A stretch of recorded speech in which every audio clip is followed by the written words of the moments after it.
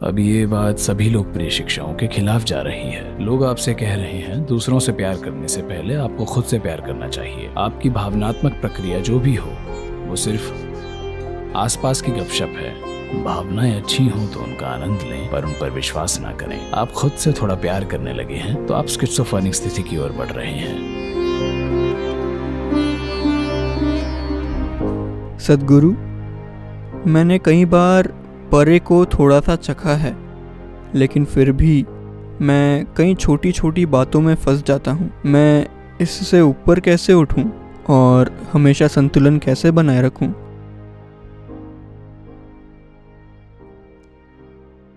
तो आपने परे का स्वाद चखा है, लेकिन छोटी छोटी बातें अभी भी आपको उलझाती हैं। तो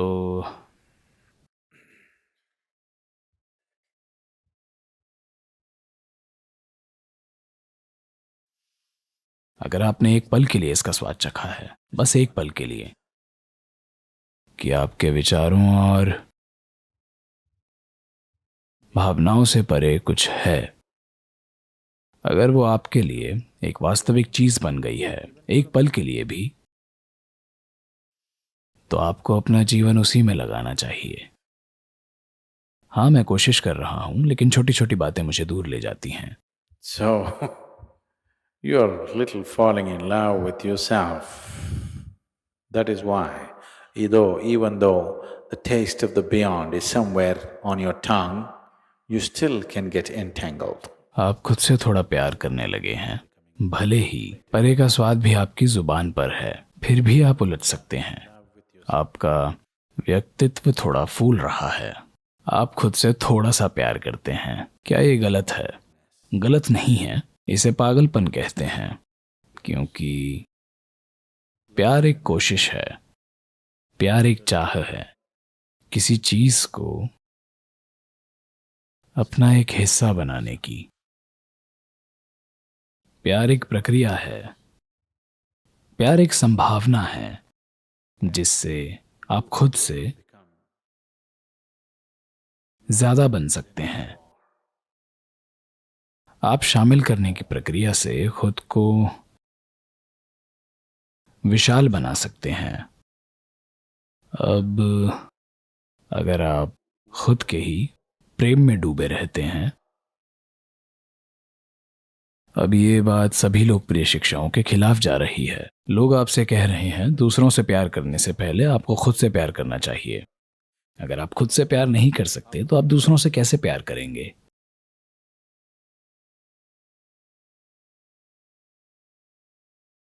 अगर आप कहते हैं मैं खुद से प्यार करना चाहता हूं, तो आप स्किज़ोफ्रेनिक स्थिति की ओर बढ़ रहे हैं।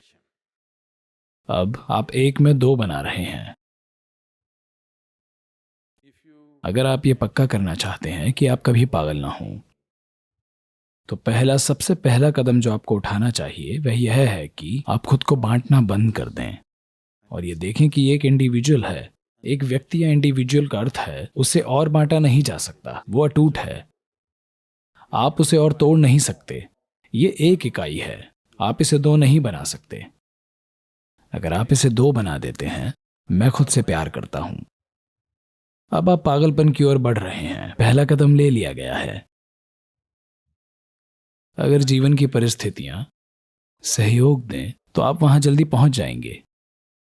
अगर जीवन की परिस्थितियां आपके लिए ऐसी स्थिति नहीं बनाती हैं, तो शायद आपका पागलपन उतना हो जितना समाज स्वीकार कर लेगा।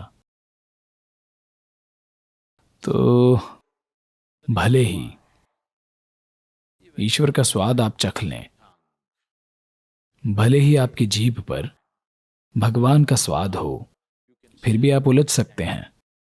इसकी वजह सिर्फ खुद से प्यार करना है। ये पक्का कदम है पागलपन की ओर, पहला कदम। Whether you're going to get there to the asylum status or you will get only to the ashram status. आप पागल खाने पहुंचने के लिए तैयार हैं या आप सिर्फ आश्रम तक ही पहुंच पाएंगे, ये कई बातों से तय होगा। पर एक आदमी के साथ ऐसा हुआ, वह एक कॉलेज में दाखिला लेना चाहता था, तो उसने एक बड़ी इमारत देखी और अंदर चला गया। वहां रजिस्ट्रेशन फॉर्म थे, उसने सब कुछ भर दिया और हस्ताक्षर कर दिए। पर जब वह कॉलेज में दाखिला लेने के लिए फॉर्म लेकर अधिकारी के पास गया, तो अधिकारी बोला, लेकिन ये एक कॉलेज नहीं है, ये पागल खाना है। फिर उसने कहा, पर मैं एक कॉलेज में दाखिला लेना चाहता था। पर अधिकारी बोला, नहीं, ये एक पागल खाना है। तब उसने सोचा, मैंने रजिस्ट्रेशन फॉर्म तो भर ही दिया है, तो क्या फर्क पड़ता है, मैं दाखिल हो जाता हूं।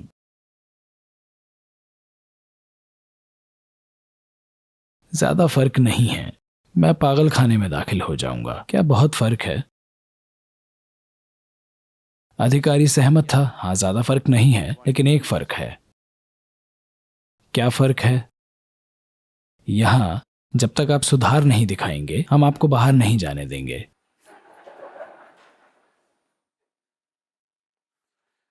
So,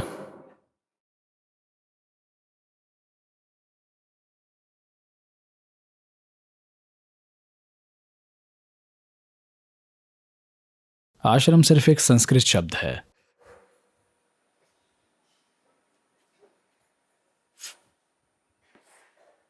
इसका अंग्रेजी शब्द बहुत अपमानजनक होगा, तो आश्रम, क्योंकि आपकी जीभ पर परमात्मा का स्वाद है। फिर भी आप कोशिश में हैं, you have the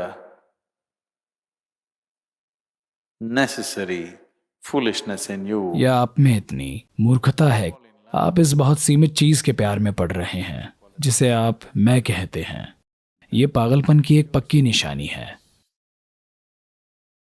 बिल्कुल, यह पागलपन की एक पक्की निशानी है।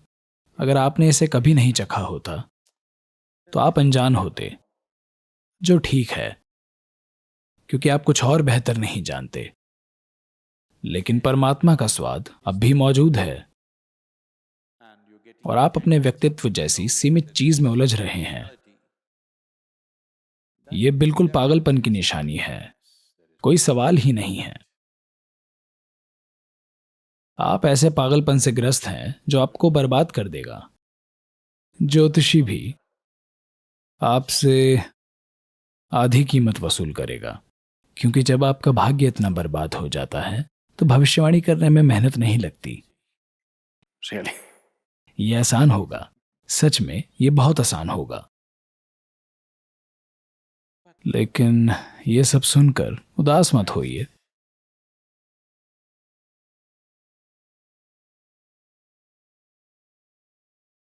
मुझे आध्यात्मिक पथ पर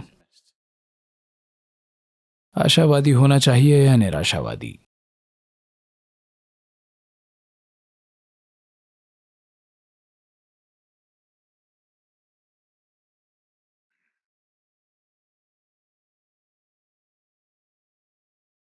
एक आशावादी, एक निराशावादी और एक वास्तविकतावादी नाश्ते के लिए बैठे थे। तो आशावादी, वहां एक घड़ा था, यानी एक डिश या कंटेनर था, और आशावादी ने उसे देखकर कहा, कृपया मुझे क्रीम पास करें। निराशावादी ने उस ओर देखकर कहा, कृपया मुझे दूध दें। फिर वास्तविकतावादी ने कहा, कृपया मुझे घड़ा दें।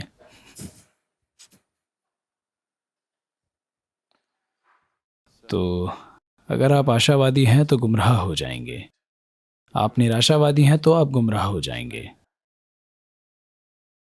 तो अब आप निराश होंगे, मैं आपको आशा दूंगा। जब आप आशावादी होंगे तो मैं आपको निराश कर दूंगा, क्योंकि मैं चाहता हूं आप वास्तविकतावादी बने, क्योंकि सिर्फ वह जो वास्तविकता से जुड़ा है विकसित हो सकता है। दूसरे आशावादी भ्रम में जिएंगे और निराशावादी उदास हो जाएंगे। दोनों को कुछ हासिल नहीं होगा। आपको वास्तविकतावादी बनना होगा। आप हर चीज को वैसे ही देखने को तैयार हैं जैसी वह है, न गैर जरूरी उत्साह न उदासी। आप वहीं रहें जहां आप हैं, ये सबसे महत्वपूर्ण है। Extremely important. तो जब मैं आप में उत्साह देखता हूं तब मैं आप पर ठंडा पानी डाल देता हूं। जब मैं आपको उदास देखता हूं तब मैं आपके भीतर आग लगा देता हूं।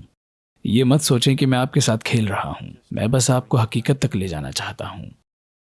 आप इस दिशा में जाएंगे तो आप दूर हो जाएंगे, अगर उस दिशा में जाएंगे तो भी दूर हो जाएंगे। हम चाहते हैं आप वास्तविकता में रहें। वास्तविकता से जुड़कर ही आपका विकास होगा। वास्तविकता से जुड़कर ही विकास संभव है। आपका सच्चा स्वरूप ही उस पार पहुंच सकता है। मानसिक स्तर पर जो भी हो, पार पहुंचना एक धोखा ही है। Transcendence is also false. परे जाना भी मानसिक दायरे में, परे जाना भी झूठ है। आपके जीवन के मानसिक क्षेत्र में परे जाने जैसी कोई चीज नहीं होती। परे जाना आपके अस्तित्व के स्तर पर होना चाहिए, क्योंकि आपके जीवन की प्रक्रिया आपके अस्तित्व में ही है। आपके दिमाग में जो हो रहा है, आपके विचार और आपकी भावनाएं मानसिक हैं। वो आपके जीवन का एक छोटा सा हिस्सा हैं, वो जीवन नहीं है। अभी शायद वो चीजें आपको पूरी तरह से व्यस्त रखें। शायद आपके विचार और भावनाएं आपको अभी बिल्कुल बिजी रख रहे हों, लेकिन ये जीवन का एक छोटा सा हिस्सा है, ये जीवन नहीं है। आप जो चाहे सोच सकते हैं, भले ही आप गहरी नींद में हो, आप फिर भी एक जीवन ही हैं। असल में जब कोई मानसिक गतिविधि नहीं होती है तब आप वाकई एक जीवन होते हैं। अगर आप कुछ ऐसे क्षण जानते हैं जिन्हें आप परे जाना कहते हैं, तो ये क्षण वो थे जहां आप मानसिक हलचल से मुक्त थे। मानसिक हलचल से मुक्ति के उन कुछ पलों में आपकी मौजूदगी सबसे मजबूत होती है। जीवन के कई वर्षों में कुछ ऐसे पल जब आप मानसिक प्रक्रिया से मुक्त थे, वो आपके जीवन में इस मौजूदगी के सबसे महत्वपूर्ण पल थे। तो वह छोटा सा स्वाद जिसे आपने जाना है, आपको अपना जीवन उसी दिशा में लगाना चाहिए, ना कि आपके विचारों या भावनाओं की दिशा में। आपकी भावनाएं और विचार जो चाहे कह सकते हैं। वे आज एक बात कहेंगे, कल सुबह वे अपनी राय बदल देंगे। वे आसपास की गपशप की तरह हैं जो बदलती रहती है। लोग आज किसी चीज के बारे में बातें करते हैं और कल किसी दूसरी चीज के बारे में। इसी तरह आपके दिमाग में आपकी विचार प्रक्रिया और भावनात्मक प्रक्रिया जो भी हो, वो सिर्फ आपके अंदर की गपशप है जो बस आप में चलती है। आपको अच्छा लगे तो इसका आनंद लें, पर इस पर भरोसा ना करें। अगर आपको गपशप पसंद है तो आनंद लें। गपशप मनोरंजन के लिए होती है। आप गपशप पर अपनी आध्यात्मिक प्रक्रिया नहीं शुरू करते। आप कोई महत्वपूर्ण चीज गपशप में शुरू नहीं करते। अगर परमात्मा का स्वाद आपको मिला है तो आप देखेंगे कि मनोरंजन का आपके लिए कोई मतलब नहीं रह जाएगा। अचानक मनोरंजन का आपके लिए कोई मतलब नहीं होगा, क्योंकि असली चीज का स्वाद लेने वाले के लिए हर मनोरंजन बहुत बासी और बेहुदा लगता है। 10 लोगों से मिला, बातचीत की शादी के लिए। डेटिंग तो क्या करेगा 40 की उम्र में, लेकिन हाँ बातचीत करके देखा कि शायद रुचियाँ मिल जाएं, स्वभाव मिल जाए तो शादी के बारे में सोचें। हर बार 3, 4, 5 मीटिंग के बाद वापस हट जाता है। अब तो मैंने पूछना बंद कर दिया है। जब तक मैं पूछता था, बोलता था कि सर 3, 4 मीटिंग के बाद लगता है कि ये भी वैसी ही है। मैंने कहा भूल जाओ भाई, उससे भूल जाओ, बात खत्म हो गई। उसके बच्चे घूम रहे हैं आजकल स्कूल में, अब तुम कम से कम शादी तो कर लो। वो भाई साहब आज तक अकेले हैं और अब तो बाज़ार में मूल्य भी कम हो गया उनका। अब विकल्प भी ज़्यादा नहीं मिलते हैं। अब जो विकल्प मिल रहे हैं वहाँ उसकी रुचि और कम हो गई है। तो पूरी संभावना है कि वो जीवन अकेले ही गुजरेगा अब उसका। एक अंतिम एग्जाम्पल देके फिर मैं निष्कर्ष की तरफ बढ़ूंगा। मैं एक आईएएस ऑफिसर को जानता हूँ, 2 आईपीएस को जानता हूँ, बहुत योग्य लोग, देश के सबसे अच्छे संस्थाओं से पढ़े हुए लोग, प्रॉपर आईएएस प्रॉपर आईपीएस में नौकरी करने वाले लोग, और इन तीनों ने अपना जीवन समाप्त कर लिया नौकरी में रहते हुए। क्यों? क्योंकि नौकरी और घरेलू जो दुविधाएं थी उनको झेल नहीं पा रहे थे, ना झेल पा रहे थे ना भूल पा रहे थे, लेट गो नहीं कर पाए तो गिव अप कर दिया। और इसलिए मुझे अक्सर लगता है कि जितनी चीज़ें हम सिखाते हैं बच्चों को, हिस्ट्री, इकोनॉमिक्स, लिटरेचर, वो सब ठीक है, उनका भी महत्व है। शायद उससे ज़्यादा महत्व इस चीज़ का है कि ये समझें कि अपने इमोशंस को कैसे मैनेज करना है। जब जीवन में ऐसा लगे कि सब खत्म हो गया है, जब जीवन में लगे कि बहुत टॉक्सिक किस्म की लाइफ हो गई है, उससे बाहर कैसे निकलें, शायद ये सबसे महत्वपूर्ण लेसन होता है जो हम सबको सीखना चाहिए। मैंने कहीं से सीखा नहीं है, ना मैंने ऐसी किताबें पढ़ी हैं, हालांकि मैंने 2 किताबें मंगवाई हैं पिछले हफ्ते, पढ़ी नहीं है अभी तक, तो मैं किताबों के बेस पे नहीं जानता कैसे सीखते हैं, लेकिन ज़िंदगी से तुम सीख सकते हैं। इन कहानियों का सबका एक ही सार है, वजह अलग अलग है। एक व्यक्ति ने इसलिए अपना जीवन समाप्त किया कि वो रिश्ता उसके हाथ से छूट रहा था। एक ने इसलिए जीवन समाप्त किया कि रिश्ता बन गया था पर समाज के दबाव, घर के दबाव मैनेज नहीं कर पाए। एक ने ज़िंदगी भर शादी नहीं की सिर्फ इसलिए कि वो पुरानी यादों को भूल नहीं पाया।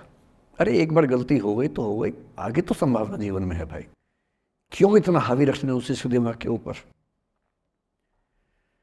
कुछ लोग देश की सबसे अच्छी नौकरी में होकर हर पैमाने पर सफलता की हर कसौटी पे खरा उतरने के बाद जीवन नहीं बचा पाए, क्योंकि दूसरों की नज़र में आप बहुत सफल हो जाए, अपनी नज़र में शून्य हो, तो फिर जीवन कैसे बने, जीवन कैसे बचे।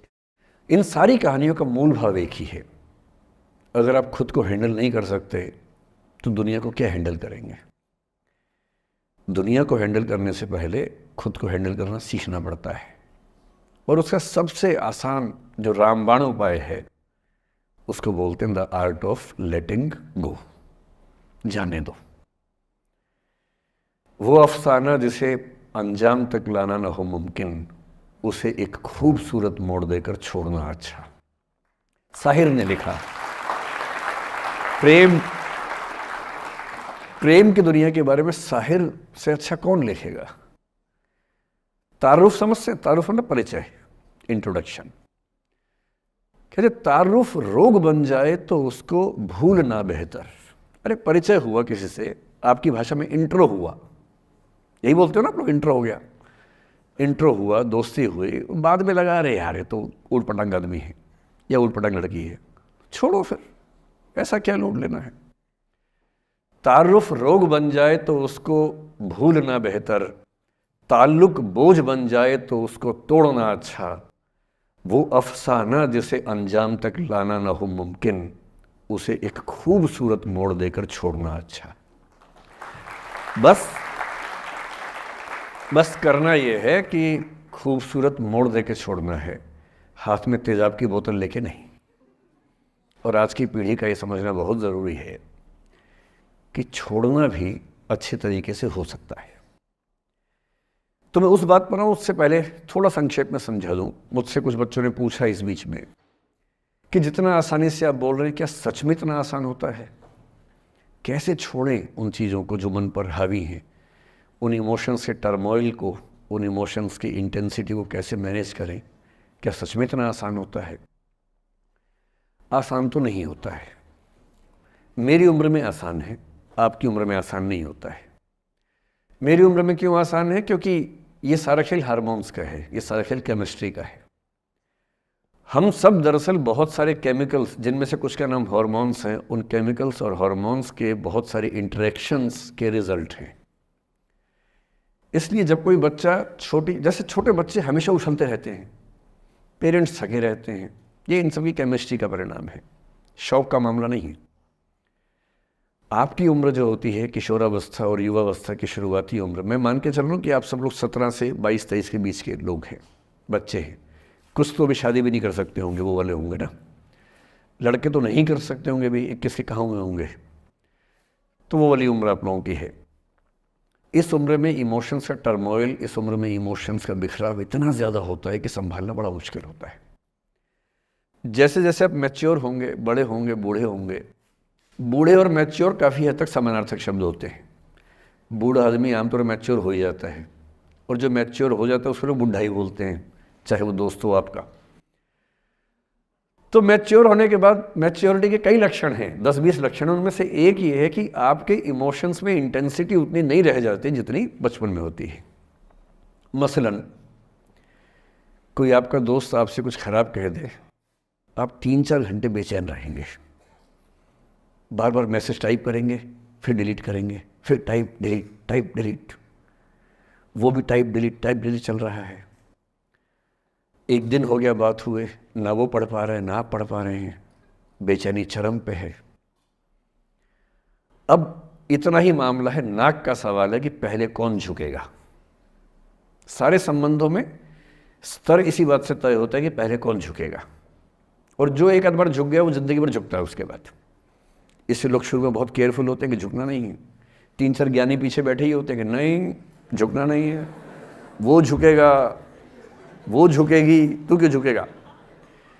इन ज्ञानियों से बचना बहुत ज़रूरी है, ज़िंदगी जहर बना देंगे आपकी।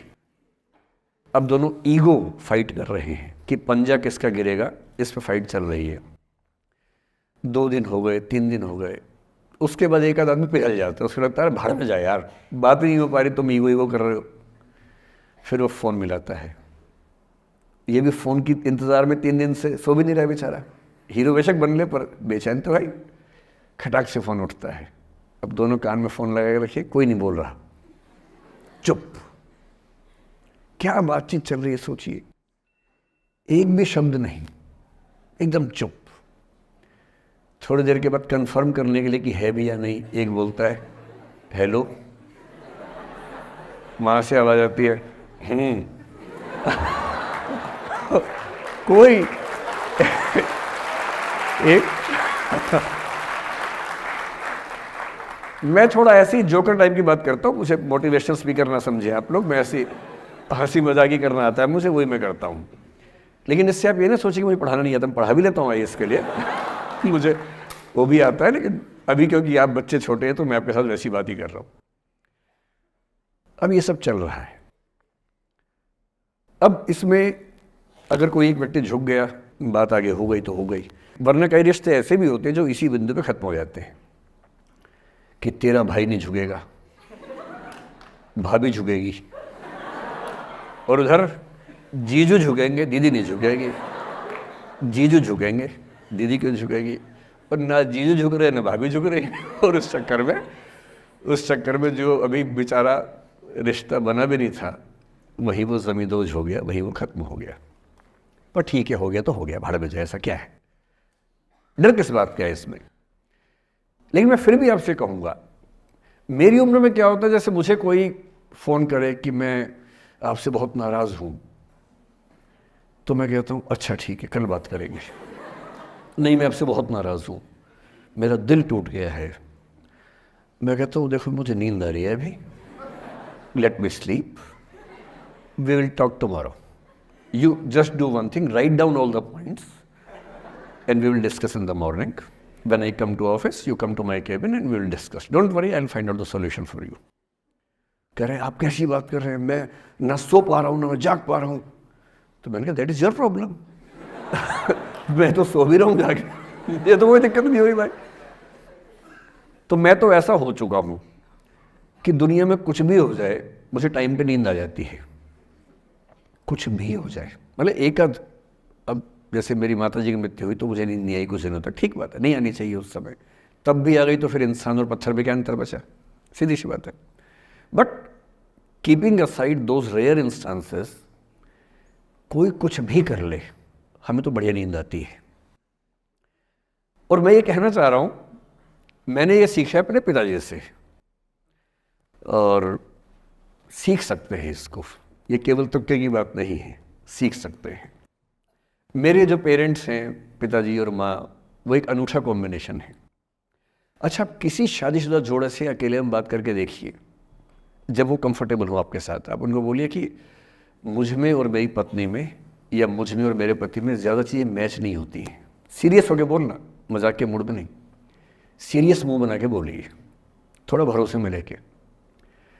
दुनिया का हर जोड़ा आपसे बोलेगा आप में तो फिर भी कुछ मैच होता है, हम में तो कुछ मैच नहीं होता, एक भी मैच। सारे जोड़े ऐसे ही चल रहे हैं, सबको लगता है कि उसका घर बढ़िया चल रहा है, मेरा ही ठीक नहीं चल रहा, क्योंकि उसका घर आपने फेसबुक पे देखा है, अच्छी अच्छी फोटो देखी हैं। 24 घंटे में से जो 2 अच्छे मिनट आए थे, उसमें ली गई 25 फोटो में से बेस्ट फोटो फेसबुक पे आई थी, और अपने घर में आप बाकी 24 घंटे में से 2 मिनट छोड़ के बाकी देख रहे हैं।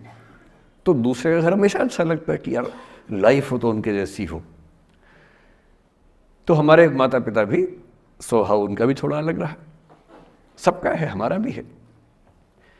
तो मेरे पिताजी हैं मस्त मौला आदमी, जैसे कबीरदास से एकदम फक्कड़ मस्त मौला आदमी, भाड़ में जाए दुनिया उस मूड में रहते हैं, नुकसान हो जाए भाड़ में जाए। गीता का सार उन्होंने अपने मन में बिठा लिया है। उनका बड़े से बड़ा नुकसान हो जाता है तो क्या बोलते हैं, हमारा क्या था, जो लाए थे, जो लिया यहीं से लिया, जो दिया यहीं दिया, साथ लेके क्या जाना है, बात खत्म, कोई टेंशन ही नहीं उनको। और बाकी सब लोग टेंशन में कि अब क्या करें, ये हो गया वो हो गया, कैसे मैनेज करें। मेरी माँ को तनाव हो जाता था, और जब पिताजी ऐसे हो तो माँ को तनाव होगा, सीधी सी बात है। अगर माँ वैसी होती पिताजी तनाव में रहते हैं, तो सामान्य बात है। जब घर में एक व्यक्ति मस्त मौला हो तो बाकी लोग तनाव तो फिर बांटेंगे ना आपस में। वो बड़ा तनाव में रहती थी, उनको घर की चिंता, बच्चों की चिंता बहुत सताती थी। पिताजी भी चिंतित थे बच्चों को लेकर, जैसे कोई पिता होता है, पर उनकी नेचर थी कि ठीक है देख लेंगे जो होगा, अरे देख लेंगे, अरे भाड़ में जाओ, उस मूड में रहते हैं, आज भी रहते हैं। मेरी माँ 73 की उम्र से कुछ महीने पहले चल बसी, उनका जीवन समाप्त हुआ। मतलब मुझे नहीं पता कि जीवन क्यों समाप्त होता है, क्योंकि बड़े बूढ़े कहते हैं कि हर व्यक्ति के सांस का इतिहास है, सांसें लिखी हुई हैं ईश्वर ने, उतनी सांसें मिलेगी। मुझे बहुत भरोसा इस बात में है नहीं, क्योंकि भगवान ऐसा क्यों करेगा कि जापान में सांसें ज़्यादा लिखेगा और अफ्रीका में कम लिखेगा, भगवान ऐसा क्यों करेगा। और अगर सांसें पहले से लिखी हुई हैं तो हमारी जीवन प्रत्याशा क्यों बढ़ती जा रही है। अगर सांसें पहले से फिक्स हैं तो आज़ादी के समय से लेकर आज के 70 साल में जीवन प्रत्याशा लगभग 2.5-3 गुना बढ़ गई। और हम ये भी कहते हैं कि लोग खराब हैं।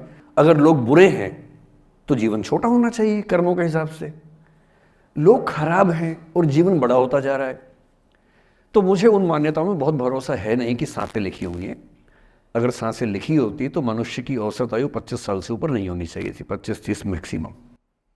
और हम 70-80 साल धूमधाम से जी रहे हैं, जिसका मतलब है कि ये भगवान से ज़्यादा इंसान ने लिखा है, मेडिकल साइंस ने लिखा है, वैज्ञानिकों ने लिखा है। और मैं ऐसा व्यक्ति हूँ, मैं बहुत धार्मिक व्यक्ति हूँ नहीं, और मैं इसको छिपाता भी नहीं हूँ। मैं बहुत छिप छिप के बहुत जी लिया। अब मैंने ठान लिया कि मैं जैसा हूँ वैसा रहूँगा। ना मुझे किसी पार्टी से मतलब है, ना किसी विचारधारा से मतलब है। मैं विचार वाला आदमी हूँ, धारा वाला नहीं हूँ। जिसको धारा में बहना है बहे, हम तो अकेले चलेंगे, विचार के साथ चलेंगे। जो ठीक लगता है वो बोलेंगे और वैसे ही रहेंगे। हाँ, गलत बोलने से बचता हूँ, किसी के बारे में गलत बोलना मुझे अच्छा नहीं लगता है, लेकिन जो सही लगता है वो तो बोलूँगा ना भाई। मेरे पिताजी 81 साल के हैं, अभी 81 साल के हुए कुछ दिन पहले, और एकदम मस्त मौला आदमी है, मुझसे ज़्यादा युवा हैं। मैं 50 साल का बूढ़ा हूँ, वो 81 साल के युवा हैं। उनके चेहरे की चमक, मतलब कई ट्यूबलाइट फेल है उनके सामने, ऐसी चमक चेहरे पर रहती है। क्यों रहती है? उसकी एक वजह यह कि वो रोज़ सुबह 2-3 घंटे प्राणायाम, योग, ध्यान, बहुत कुछ करते हैं। उनका भोजन इतना संतुलित है, सप्ताह में कम से कम 1 बार, कभी कभी महीने में 4 से ज़्यादा 6-7 बार उपवास करते हैं पूरा। वो सब चीज़ें उनके अभ्यास में हैं, जो मेरे अभ्यास में उतनी नहीं है। मैं भी कोशिश करता हूँ, पर अभी उतना सफल नहीं हो पा रहा हूँ। पर मेरी राय में उनके इस सुंदर जीवन का सबसे बड़ा राज ये क्षमता है कि वो हर चीज़ को लेट गो कर देते हैं। तनाव उनके पास आता है तो फिसल के निकल जाता है साइड से, लेते ही नहीं तनाव किसी बात का। कुछ भी हो जाता है तनाव ही नहीं लेते। और मुझे लगता है कि काश ये चीज़ मेरी माँ के स्वभाव में होती, कम से कम 10 साल उनका जीवन और ज़्यादा तो होता। और मैं अपने अनुभव से बता रहा हूँ, बहुत विश्वास से बता रहा हूँ। मैं ना सोने जागने में नियमित व्यक्ति हूँ, ना मैं बहुत कसरत करता हूँ। ठीक हूँ, मतलब बुरा भी नहीं हूँ, ठीक हूँ। मेरी उम्र के अधिकांश लोग बीपी, शुगर, बहुत बीमारियों से ग्रस्त हैं। मैं फिलहाल नहीं हूँ। क्यों नहीं हूँ? मेरे पास इसका उत्तर एक ही है, मैं लोड लेता नहीं किसी बात का, दबाव लेता नहीं, तनाव लेता नहीं। भाई अच्छा हो रहा है तो भी ठीक है। जब मैं सफल, जैसे मैं 3 साल में पिछले काफ़ी सफल हो गया, जितना मुझे नहीं होना चाहिए था, मैं तो कैसे हो गया हूँ सफल। अगर मैं सफल हो गया तो मैं इस बात का लोड भी नहीं ले रहा कि मैं सफल क्यों हो गया। अरे हो गया तो कैसे हो गया, कई लोग हो जाते हैं, हम भी हो गए, ऐसा क्या है। कल को नहीं रहूंगा मान लीजिए, ऐसा हो सकता है, कल को फेल हो जाऊं कहीं। फेलियर को पचाना पता नहीं कितना मुश्किल होता होगा लोगों के लिए। मैं अपने बारे में जानता हूं, मुझे मुश्किल नहीं होने वाला, क्योंकि मैंने सफलता का लोड लिया ही नहीं अपने ऊपर। विफलता मुझे क्या प्रभावित करेगी, बहुत फर्क नहीं पड़ता है। और मैं दावे से कह रहा हूं कि यदि ये टेम्परामेंट आपका हो, जो मेरे पिताजी से मैंने सीखा है, तो आप जिंदगी में सफल कितने होंगे वो एक अलग पैरामीटर है, पर आपकी ज़िंदगी शानदार होगी। और जितनी ज़िंदगी आपकी है, जितनी सांसें आप कहते हैं कि लिखी हुई हैं, गारंटी से कह रहा हूँ कि 10 साल बढ़ जाएंगे। कुछ और लोगों के आप कम कर देंगे अलग बात है, लेकिन अपने 10 साल बढ़ा लेंगे। इसलिए ये सीखना बहुत ज़रूरी है कि कैसे लेट गो करना है ज़िंदगी की चीज़ों को। 3-4 प्रसंग होते हैं। एक होता है कि आप किसी को बहुत चाहते हैं पर वो आपको नहीं चाहता। आपकी उम्र में ये सब तो खेल होता है, और क्या खेल होता है। मेरे घर में 2 बच्चे हैं 17 साल के, तो मैं उनको देख के समझता रहता हूँ। वो मुझसे छुप छुप के किसी से बात करते हैं और मैं छुप छुप के सुन लेता हूँ। तो उन्हें नहीं पता, मुझे तो नाम भी पता है किससे बात करते हैं, एक आध का तो एड्रेस भी पता है मुझे। और मैं तो बच्चों को बोलता हूँ कभी जाना वाना हो तो मैं ले चलूँगा, चिंता मत करना, बोल देना कि ड्राइवर साथ में आया है, टेंशन मत लेना। तो मेरे तो बच्चे मेरे दोस्त हैं, मैं तो बड़ा दोस्ती के भाव में रहता हूँ। मेरा एक ही बेंचमार्क है कि वो जिस उम्र में जैसे हैं मैं कैसा था, और वो मुझसे अच्छे चल रहे हैं। उससे ज़्यादा उम्मीद मुझे करने भी नहीं चाहिए। मैंने जो कुकृत्य 8वीं क्लास में किए थे उन्होंने 11वीं क्लास में किए, तो बहुत है। मैं ये क्यों मान के चलूँ कि वो देवी देवता पैदा होंगे? मेरे ही तो बच्चे हैं भाई। जीन तो मेरे ही है, तो कैसे देवी देवता हो जाएंगे? तो ज़्यादा उम्मीदें क्यों पालनी है बच्चों से भी? मैं क्यों चाहूँ कि मेरा बच्चा IAS जॉब करे? क्यों करे? वो IAS भी क्यों करे? उसका मन करेगा तो करेगा, नहीं करेगा तो भाड़ में है। अगर वो कहेगा कि मुझे स्टार्टअप करना है, स्टार्टअप कर लो भाई। अगर वो कहेगा मुझे कुछ और नौकरी करनी है प्राइवेट सेक्टर में, तो वो कर लो। मैं क्यों ठेकेदार बनूँ उसका भाई? मैं क्यों ये चाहूँ कि वो मेरे रास्ते पर चले, मुझसे बेहतर बने? ये सब बेकार की बातें हैं। और पेरेंट्स, आज तो बच्चों से बात कर रहा हूँ, जैसे मैं पेरेंट्स से बात करता हूँ उनकी बहुत क्लास लगाता हूँ कि पेरेंट होना और बच्चे का दुश्मन होना कई बार बराबर हो जाता है। और यदि आप नहीं चाहते कि आप बच्चों के दुश्मन बने, बहुत सारे लोग मन ही मन में पेरेंट्स से नफरत करते हैं, माँ बाप से नफरत करते हैं, क्योंकि माँ बाप ने पेरेंटहुड का धर्म ठीक से निभाया नहीं। उन्होंने इतनी इच्छाएं थोपी, इतने दबाव बनाए कि बच्चों को ज़िंदगी कई फैसले इस दबाव में करने पड़े कि मेरे पेरेंट्स ये चाहते हैं, वो बन ही नहीं पाए जो वो थे। और दुनिया में सबसे बुरी स्थिति है वो न हो पाना जो आप हैं। अपनी सहजता से दूर होना, इससे बड़ी बुरी कोई स्थिति नहीं। साहित्य में इस पर खूब लिखा गया है। कामायनी एक रचना बड़ी प्रसिद्ध है जयशंकर प्रसाद की, उसमें मूल समस्या ही ये है, ज्ञान दूर कुछ क्रिया भिन्न है, इच्छा क्यों पूरी हो मन की, एक दूसरे से न मिल सके यही विडंबना है जीवन की। आपका दिमाग कुछ कहता है, दिल कुछ कहता है, कर कुछ हो रहे हैं आप। जिस व्यक्ति का दिमाग, दिल और हरकतें आपस में कनेक्टेड हैं, कंसिस्टेंट हैं, उससे ज़्यादा सुखी कोई मनुष्य नहीं है। इसलिए मैं अक्सर कहता हूँ कि आप खुश हैं या नहीं, इसका सबसे बड़ा पैरामीटर ये है आपका दिमाग, आपका दिल, आपकी हरकतें, आपके एक्ट्स। अगर कंसिस्टेंट हैं, कोहेरेंट हैं, कनेक्टेड हैं, इंटीग्रेटेड हैं, तो आपसे ज़्यादा सुखी कोई नहीं है। और यदि आप पूरी ज़िंदगी केवल निभाने में खर्च कर देते हैं तो ठीक है, दुनिया की निगाह में आप सफल होंगे, पर किस दिन खबर आ सकती है कि अच्छे आदमी थे, नहीं झेल पाए, अंत में दिल का दौरा पड़ जाता है, बीपी हो जाता है, डायबिटीज़ हो जाता है। बच्चे बोलते हैं कि डायबिटीज़ चीनी खाने से होता है, बेकार बात है, डायबिटीज़ स्ट्रेस से होता है। डायबिटीज़ होने के बाद चीनी खाना मना है, चीनी खाने से आज से किसी को डायबिटीज़ नहीं हुआ है। डायबिटीज़ केवल तनाव से होता है। तनाव पहले ही दुनिया में इतने सारे हैं, नौकरी के तनाव, कितने झंझट दुनिया में हैं, उसके ऊपर से अपने स्वभाव से दूर होने का तनाव, कितना बड़ा तनाव है, क्यों पालना चाहिए? तो मैं कुछ सूत्रों में आपको बात बताता हूँ। इस उम्र में आप कितना उसको फॉलो कर पाएंगे मुझे नहीं पता, लेकिन कोशिश करेंगे तो कुछ तो फ़ायदा होगा ही। पहला सूत्र मेरा आप लोगों के लिए ये है कि जब आप किसी को पसंद करें और वो आपको पसंद ना करे तो टेंशन नहीं लेनी है, तेज़ाब तो नहीं उठाना है। ठीक, कई लोग इस मूड में रहते हैं, मुझे पसंद नहीं करेगी, मैं राजा हूँ, मैं नवाब हूँ, मुझे पसंद नहीं करेगी। अरे तू क्या है भाई, नहीं पसंद हो तो नहीं पसंद हो, ये क्या बात हुई? सबसे पहले अपने अंदर से लोकतांत्रिक बनिए, डेमोक्रेटिक बनिए।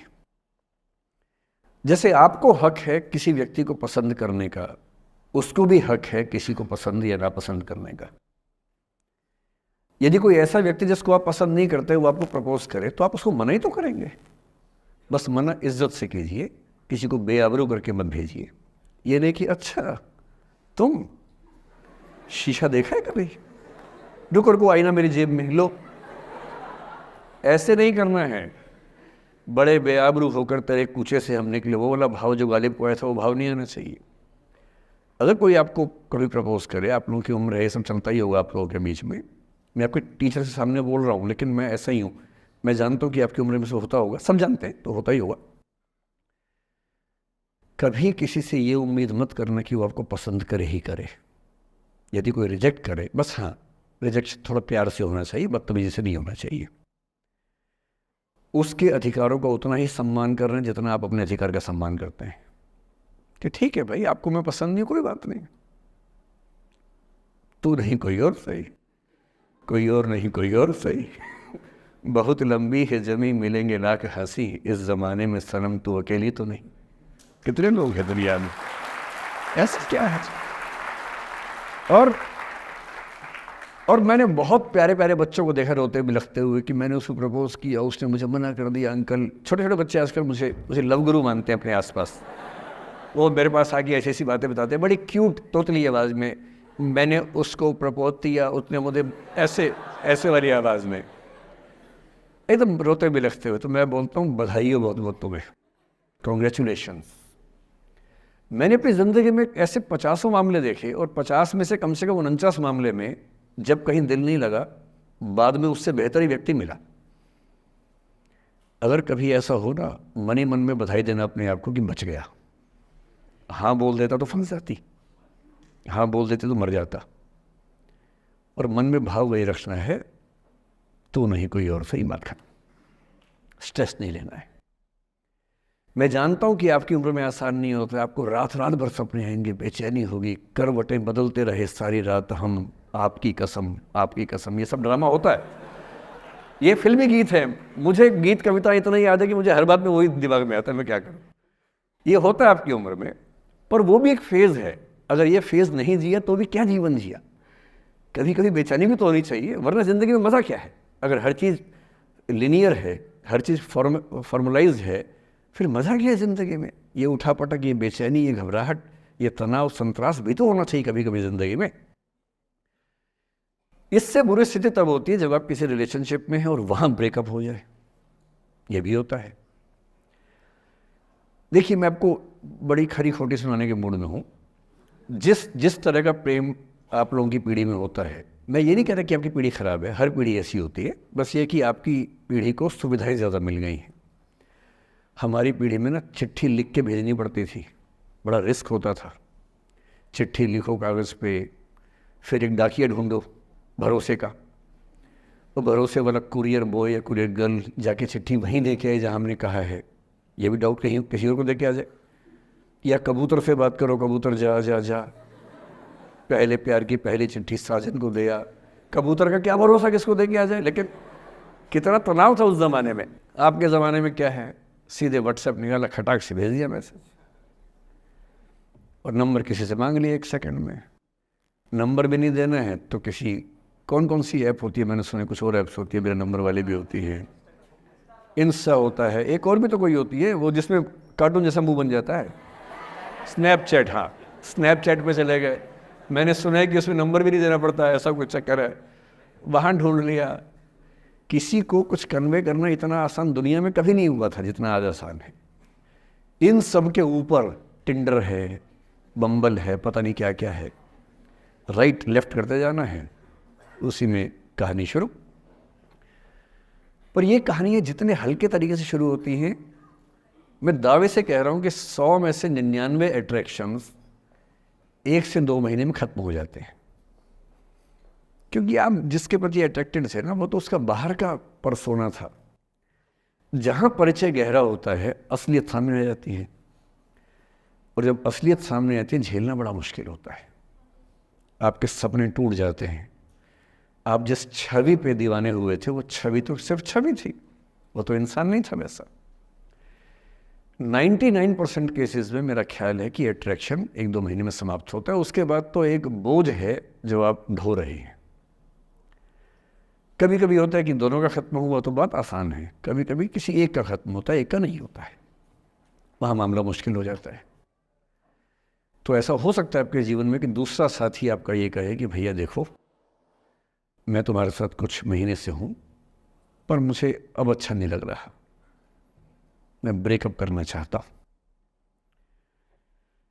मैं आपसे निवेदन करूँगा कि ये मान के मत चलना कि उसने आपको धोखा दिया है, क्योंकि बच्चे तुरंत उस मुद्रा में आते हैं, अच्छा अब मैं कुल्हाड़ी उठा लूँगी, अब मैं तेजाब उठा लूँगा, तूने मुझे धोखा दिया है, तूने मुझे चीट किया है, you are a cheat, you are a liar, you are a पता नहीं क्या क्या। पता इंग्लिश में गालियाँ बड़ी सुंदर देते हैं बच्चे। मैं ये कहना चाह रहा हूँ कि इस बात की संभावना मान के चलिए कि हो सकता है कि आपके साथ 2 महीने रहने के बाद सच में उसको ये लग जाए कि आपके साथ ट्यूनिंग ठीक नहीं है, या आपको लग जाए कि आपकी ट्यूनिंग उस व्यक्ति के साथ ठीक नहीं है। और किसी मुर्दा को अपने पास पकड़ के रखना उसका मज़ा नहीं है। आप किसी को बांध तो लेंगे, पर जब उसका दिल आपके पास है ही नहीं, दिल विहीन लाश अपने पास टिका के रखना, एक मुर्दे को बांध के रखना, इससे बेहतर है जाने दो। बांधना नहीं, बांधते वो हैं जिनमें असुरक्षा बहुत ज़्यादा होती है। उस असुरक्षा से बचने का उपाय खुद को बेहतर बनाना है। आप इतने बेहतर हों कि आपको चाहने के लिए हज़ारों लोग हों। क्यों आप इतना डिपेंडेंट होते हैं कि इस एक व्यक्ति के अलावा मेरा कोई है ही नहीं दुनिया में, ऐसा क्यों सोचना है? और ऐसे ही मामले में ये करना है वो अफसाना जिसे अंजाम तक लाना ना हो मुमकिन, उसे एक खूबसूरत मोड़ देकर छोड़ना अच्छा। और ये खूबसूरत मोड़ कैसे होगा? अगर कोई जाना चाह रहा है तो आपके पास 3 ऑप्शंस हैं। एक, ना उसको अच्छे से बात करे ना ख़राब से बात करे, न्यूट्रल होके जाने दे। एक, उसको धमकी दे, बर्बाद कर दूंगा, छोड़ूंगा नहीं, तो निकल के देख घर से, तेरे एड्रेस पता करवा लूँगा, मेरे साथ 50 दोस्त हैं, मेरे सारे आवारा हैं, सारे बेरोज़गार हैं, सारे कुंठित लोग हैं, सारे गुंडे मवाली हैं, उनका धंधा यही है, तेरे पीछे छोड़ दूंगा सबको। एक ही तरीका है।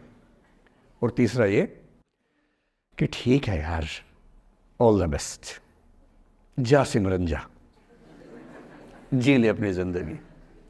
अरे ठीक है, हो सकता है मैं तुझे ठीक नहीं लगा, कोई बात नहीं, लेकिन किसी से मिलो तो बढ़िया से मिलना, तेरी ज़िंदगी अच्छी हो।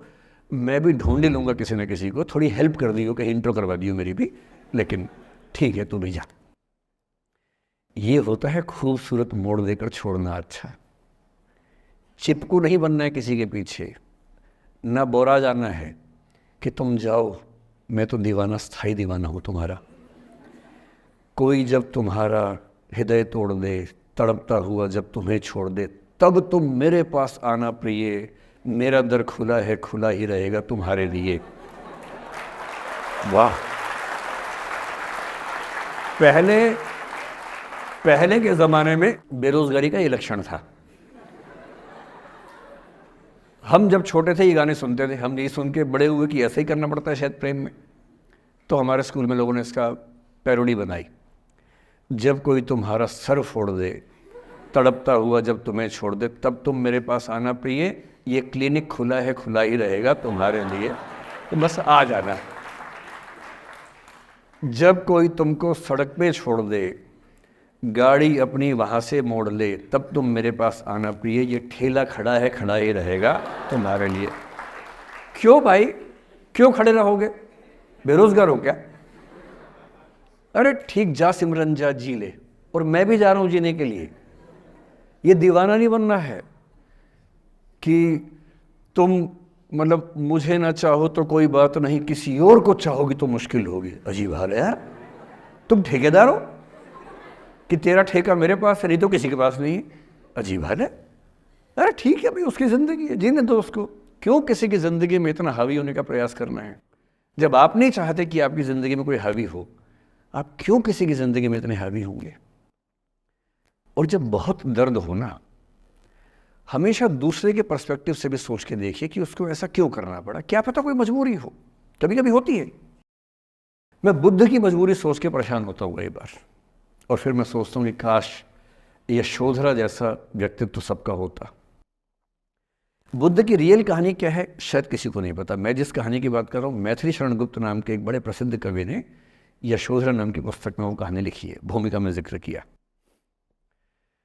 बुद्ध बचपन से ही थोड़े से वैरागी किस्म के व्यक्ति थे। उनकी कुंडली देख के एक ज्योतिषी ने बताया भी था। माता पिता बहुत परेशान थे, शुद्धोदन उनके पिता का नाम था। माता पिता ने बहुत कोशिश की कि इस बच्चे का मन विरक्त न हो।